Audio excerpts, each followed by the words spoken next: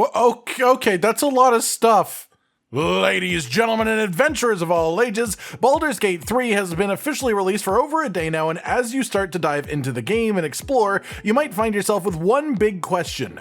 How do you make a build in this game for your character? How do you specialize in a way that is effective? Well, hardcore Dungeons & Dragons 5e fans will probably already have lots of plans for this, but if you only think of this game from the 5e perspective, you miss out on something massive and a few other smaller things too. So first, let's start off with your choice of race and subrace, as this, as well as your character's appearance, importantly, are the only parts of your character creation that cannot really be changed afterwards. So you want to choose this quite carefully. If you know what class and subclass you 100% want to stick to the entire journey, then you can try to build around that, of course. For example, let's say that you want to go champion subclass fighter. This lets you crit more often by doubling the crit window. A great fit of a race for that would be a half-orc. This race has dark vision, which is great for anyone, really, a positive bonus for sure. You also get relentless endurance, which is like a mini automatic cheat death mechanic if you take too much damage, but then the part that fits most is savage attack. Getting a critical hit with a melee weapon does triple damage instead of double for half-orcs, which makes it a very natural synergy with a subclass that's based around getting critical hits more often. So if you know for sure what class and subclass that you want for your entire journey, look into the bonus features of each race and find something like that that just makes sense for you. In the early access, your stats would be tied to the race that you chose, which makes it a lot less flexible what race you wanted to choose with each of the classes, but in the full release, of course, the ability points are not only tied to your class instead, but you can also fully customize them how you please whenever you want to. With that said, there is a way within Act 1 itself that early to unlock the ability to change your class completely. This lets you choose a new class, a new subclass if you're at the right level for that, change your ability points however you want as well, and just essentially reset everything that isn't your background and your race. So if you are someone who can see yourself using the system to try out a bunch of different classes until you find the one that feels right for you, you might want to pick a more neutral but strong race choice, such as a human for a more basic set of bonuses, a wood elf for some bonus movement, weapon proficiencies, dark vision, all good stuff. Or if you don't care about pure efficiency, you can always just choose to have the character look however you want them to look, as again, this is the one thing that can't change, so you want to be sure that it's something you're happy with. Once you get past that, you have 12 classes to choose from. Each of these have a number of subclasses as well. The majority have 3, whereas one like Wizard has 8. So these are of course just the general class fantasies, but the subclasses are where major decisions are properly made. Some classes choose their subclass at level 1, others have to wait until around level 3, which can be a bit late. So let's say that you chose Fighter in character creation, had no idea what the subclasses were going to be as a result because it's a level 3 subclass class. Built Strength for big heavy weapon fun because it made sense with a fighter. Then you hit level 3 and you see Eldritch Knight as an option.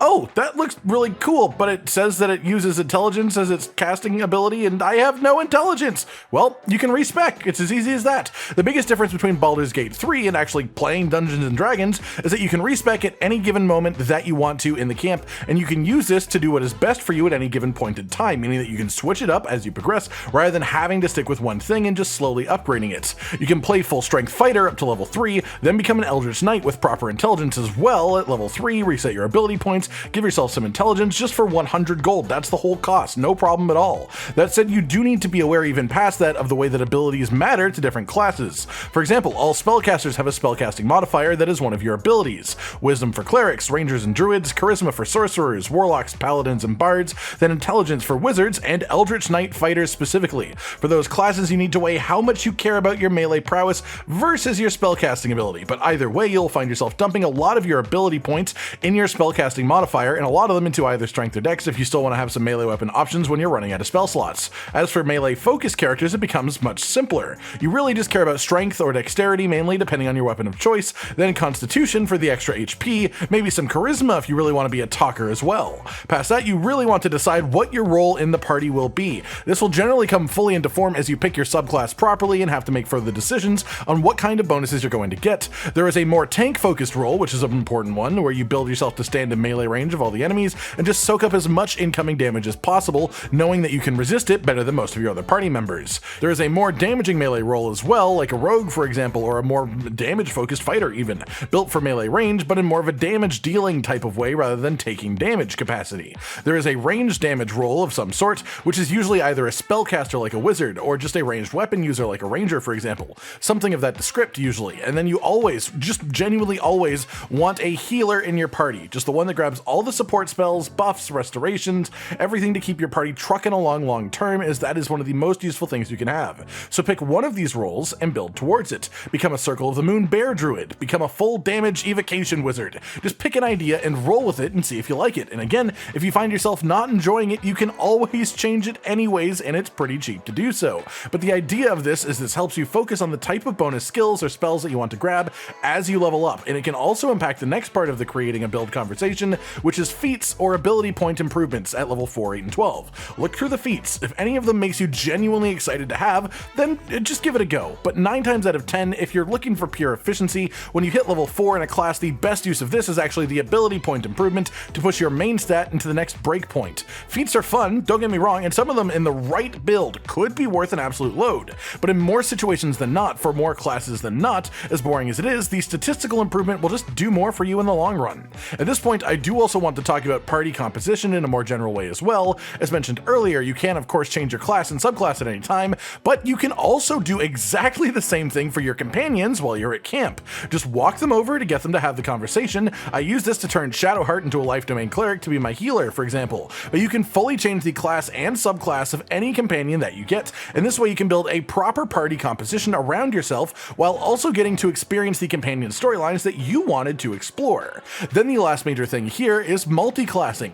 Multi-classing is a thing in the game, and you can of course do it in Baldur's Gate 3, and people who really love getting into the nitty-gritty of character creation in Dungeons & Dragons probably already have some ideas banked up they want to try as far as multi-classing goes, and yeah, it works. It's worth it in this game if you want to. Most everything that you could theorize would work well together should work well together, but I will say for the more casual players that I would definitely just mess around with a single class for now. It's all you need, and you can always try out multi-classing later, especially because I wouldn't recommend multi-classing in general until you've at least hit level 5 or 6 in your main class, so you've got some time to work it out. But the idea is putting 2 or 3 of your total levels into a second class to unlock one or more of its major benefits and change the way that your synergies go together. The big thing that I would keep in mind is anything more than 4 levels into a second class is very extreme. I would not recommend that. More often than not, I would recommend 2 levels on a secondary class. Unless you're after something incredibly specific, then you could maybe bump it to 3, and even then, sticking to 1 class is still more than good enough if you don't want to get bogged down in all that stuff, if that's all you want to do, as level cap in the game is only 12 anyways. It's not a massive deal. With that, then, there is one final thing to consider, and it is a very personal consideration. Do you want to know what items are out there to find in the game? Do you want to look up what the items are and actually progress towards them? Because this is a video game and not an actual D&D campaign, and that means that the items are pretty much just in set locations, same for every person playing the game, same rewards for every interaction you could ever do. As a result, you can always look up the fancier weapons that are in the game from the start, come up with a fun build that would synergize with one of those weapons or general pieces of equipment, and then slowly build yourself towards it. But for a lot of people, especially on the first playthrough, you just want to go in as blind as you can, really, just to have the most fun. It's the best way to experience this game, and so I would recommend not thinking too much about items that you haven't seen yourself, but if you do come across a cool magic item in the game while you're playing that makes you interested in building around it, just go talk to your main man Withers in the camp and order up a class change to actually use it then. You don't have to plan around unknown knowledge, you can adjust to it as it comes up, and that is a truly beautiful part of this game, and why I'm so happy that there's a proper respec mechanic that isn't even that expensive to do. And that's really it, everyone. As concise a breakdown as I could possibly give for how to create your own builds for your class in Baldur's Gate 3. All it really requires is an understanding of various roles in a party, what fits within those roles, and how to make the most of your character's slot within your party too, as well as how to make your companions fit better around you within that party. I hope you've enjoyed this video, and I hope it helps you out in some way. Like if you liked the video, subscribe and hit the notification bell for more, and most importantly, ladies and gentlemen, until next time, stay sweet. Josh, Cotton, and Hollow with the videos, dropping the humor like a hammer on your tippy toes, bringing entertainment on a daily arrangement to take our insanity and turn it into entertainment. Yes, I said entertainment twice, to reiterate that it is nice to look into your faces on a mostly daily basis when you let us in your homes to make the whole world a stage. Goodbye.